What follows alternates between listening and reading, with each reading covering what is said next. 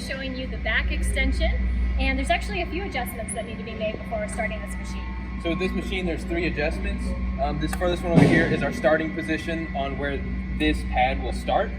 This next one is the ending position, so how far back it's going to let you extend. And our third one here is for our feet.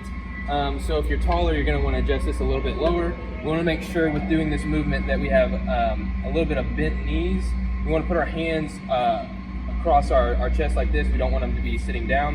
And we're just going to extend back right here. We also want to make sure that our back is firmly pressed up against that lower pad. And it's a nice and controlled movement, just like that. All right, thank you, Josh. And we're going to show you a body weight back extension as well. Okay guys, so this is our other option.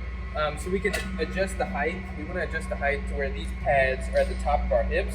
And you want to make sure that you don't get your fingers underneath here. You want to start by grabbing here at the handles. We're going to put our feet on these feet rests back here. And then we're just going to lower ourselves down, crossing our arms and extend up just like that. You can also make this a little more challenging by grabbing weight. Kind of just grab it like this, hug it, and extend up. The only difference with this exercise is you're going to be using a little bit more of your hamstrings, but you're still going to be working on that lower back. All right, thank you, Josh, for demonstrating, and we'll see you next time.